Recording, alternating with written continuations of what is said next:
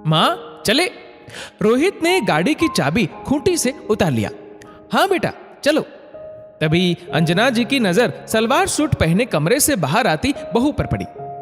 उन्हें याद हो आया कि बहू अभी अभी अपने कमरे में एक खूबसूरत टॉप के साथ ट्राउजर में तैयार हो रही थी, लेकिन अब वह हॉल में दुपट्टा ओढ़े शांत चित्त खड़ी खूबसूरत, किंतु उसके चेहरे की रौनक दबाव तले तनिक कम लग रही थी।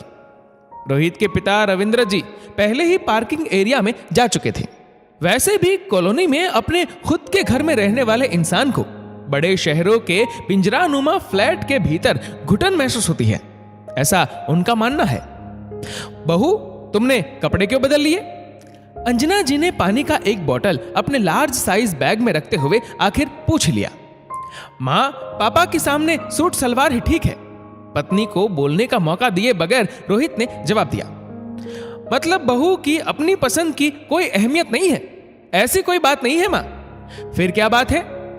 माँ तुमने तो पूरी जिंदगी 5 गज की साड़ी में बिताया और बड़ों को इज्जत देने के लिए हमेशा सर पर पल्लू भी रखा, फिर इसमें पसंद को अहमियत न देने जैसी क्या बात हो गई? यहां बैठ, एक बात बताती हूं। अंजना जी ने बेटे को बैठने का इशारा किया। मां देर हो जाएगी, लेकिन अगर आज मैं ये बात तुम्हें नहीं बताऊंगी तो वास्तव में देर हो जाएगी। अंजना जी के शब्दों की दृढ़ता से प्रभावित रोहित मां को देखने लगा। बेटा आज से लगभग 30 वर्ष पहले, यानी तेरे जन्म से पहले, एक बार तेरे दादाजी को भोजन परोसने वक्त मेरे सर से पल्लू सरक गया था। इसमें कौन सी बड़ी बात हो गई? रोहित अधीर हुआ, शायद उसे चलने की जल्दी होने लगी। बेटा इसमें कोई बड़ी बात नहीं थी, लेकिन इसके बाद जो हुआ वह बहुत बड़ी बात थी। अंजना जी ने बेटे की आंखों में आंखें डालकर उसे अपनी बात पर ध्यान केंद्रित करने के लिए मजबूर कर दिया। ऐसा भी क्या हुआ था? उसने अब पूरी बात सुन लेनी चाहिए। उस दिन भोजन समाप्त कर तुम्हारे दादाजी हाथ में एक कील और हथौड़ा लिए हमारे कमरे में आए थे। क्यों? रोहित आश्चर्य से मां का मुंह देखने लगे। उन्होंने वह कील और हथौड़ा तुम्हारे पिताजी के हाथों में देकर उसे मेरे पल्लू के साथ मेरे सर में ठोक देने को कहा था, ताकि पल्लू कभी मेरे माथे से अलग ना हो सके।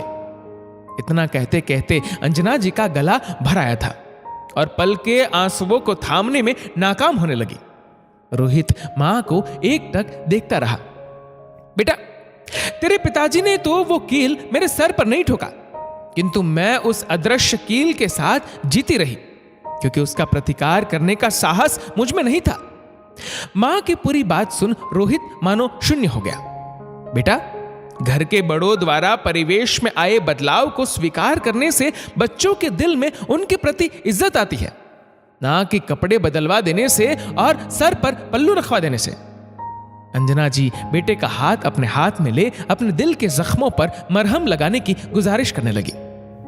रोहित कुछ बोल नहीं पाया, बस मां की आंखों में देखता रहा। बेटा मैं नहीं चाहती कि मेरी बहू भी किसी अदृश्य कील के साथ अपनी जिंदगी हमारे साथ बिताए। मां मुझे माफ कर दो, मैं आज तक समझ ही नहीं सका था उस बेतुके दबाव को, क्योंकि अब तक मुझे यह सब एक औरत के लिए सहज लगता था। रोहित की आंखें भर आई और वह अपने आंसुओं को छुपाता आज बड़े दिनों के बाद सहज भाव से मां के सीने से लग गया, एक छोटे बच्चे के समान। तनु मेरी इस गलती के लिए भले ही मुझे माफ मत करो, लेकिन प्लीज तुम अपनी पसंद के कपड़े पहन लो। रोहित ने पत्नी की ओर मनुहार से देखा। नहीं रोहित, मैं इन कपड़ों में कंफर्टेबल हूं। तनु मुस्कुराई।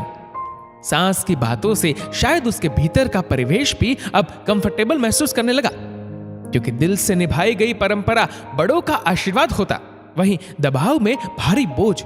दोस्तों इस वीडियो को लेकर आपकी क्या राय है नीचे कमेंट करके जरूर बताएगा, और अगर आपको वीडियो अच्छा लगा हो तो इस वीडियो को लाइक करेगा, शेयर करेगा ज्यादा से ज्यादा लोगों तक, और ऐसी ही और भी इंस्पिरेशनल वीडियोस के लिए हमारा फेसबुक पेज आज ही फॉलो करें। धन्यवाद।